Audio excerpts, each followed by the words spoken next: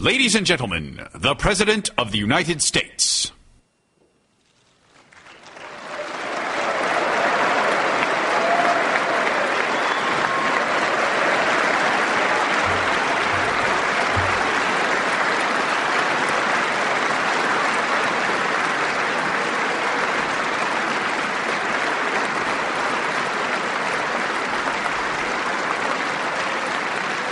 Thank you.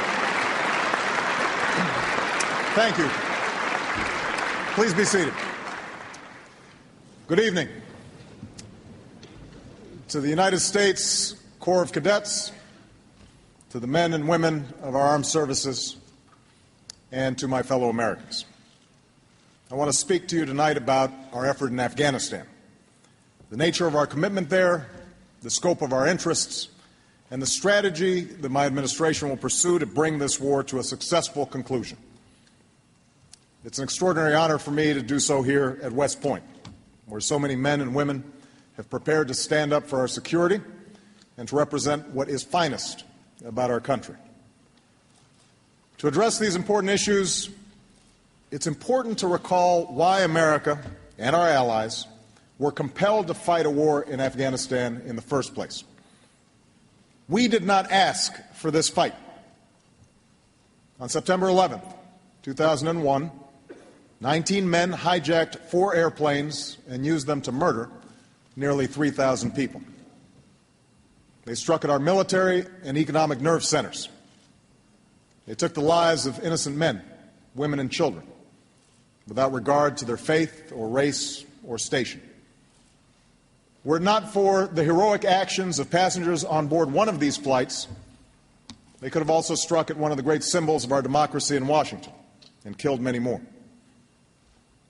As we know, these men belonged to Al-Qaeda, a group of extremists who have distorted and defiled Islam, one of the world's great religions, to justify the slaughter of innocents. Al-Qaeda's base of operations was in Afghanistan, where they were harbored by the Taliban, a ruthless, repressive, and radical movement that seized control of that country after it was ravaged by years of Soviet occupation and civil war, and after the attention of America and our friends had turned elsewhere. Just days after 9/11, Congress authorized the use of force against Al-Qaeda and those who harbored them, an authorization that continues to this day. The vote in the Senate was 98 to nothing. The vote in the House was 420 to 1. For the first time in its history, the North Atlantic Treaty Organization invoked Article 5, the commitment that says an attack on one member nation is an attack on all. And the United Nations Security Council endorsed the use of all necessary steps to respond to the 9/11 attacks. America, our allies, and the world were acting as one to destroy Al-Qaeda's terrorist network and to protect our common security. Under the banner of this domestic unity and international legitimacy, and only after the Taliban refused to turn over Osama bin Laden, we sent our troops into Afghanistan. Within a matter of months, Al-Qaeda was scattered and many of its operatives were killed. The Taliban was driven from power and pushed back on its heels. A place that had known decades of fear now had reason to hope.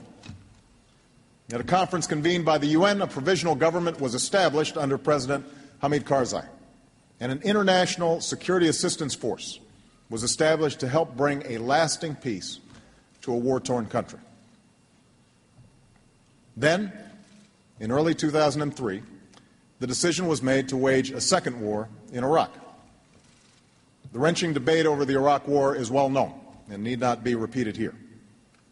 It's enough to say that for the next 6 years, the Iraq War drew the dominant share of our troops, our resources, our diplomacy, and our national attention, and that the decision to go into Iraq caused substantial rifts between America and much of the world. Today, after extraordinary costs, we are bringing the Iraq War to an irresponsible end.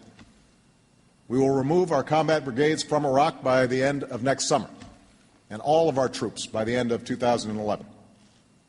That we are doing so is a testament to the character of the men and women in uniform.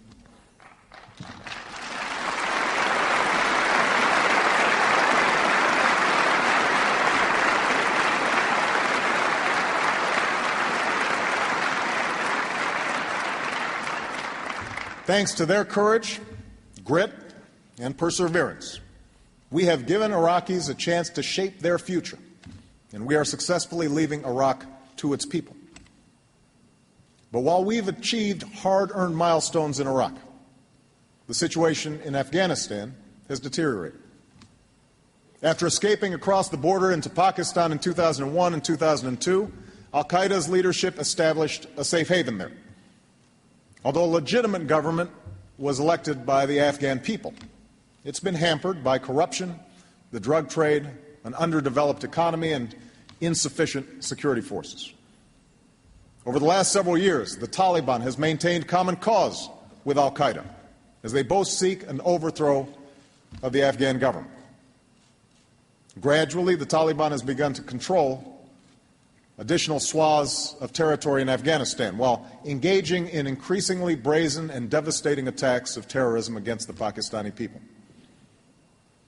Now, throughout this period, our troop levels in Afghanistan remained a fraction of what they were in Iraq.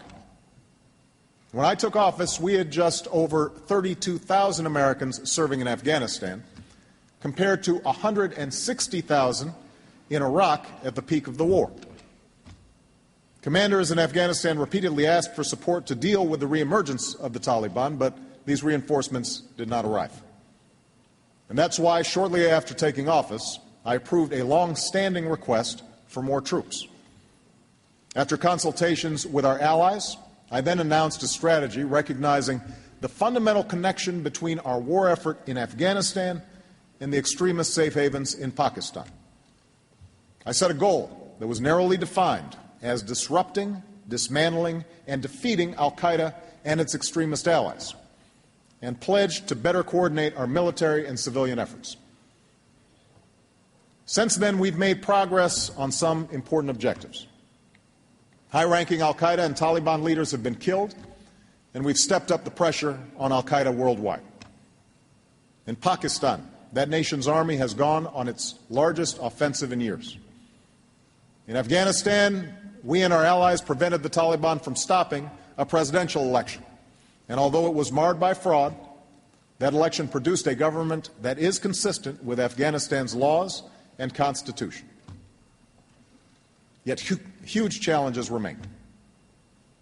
Afghanistan is not lost, but for several years it has moved backwards. There's no imminent threat of the government being overthrown, but the Taliban has gained momentum. Al-Qaeda has not reemerged in Afghanistan in the same numbers as before 9/11, but they retain their safe havens along the border. And our forces lack the full support they need to effectively train and partner with Afghan security forces and better secure the population. Our new commander in Afghanistan, General McChrystal, has reported that the security situation is more serious than he anticipated. In short, the status quo is not sustainable. As cadets, you volunteered for service during this time of danger. Some of you fought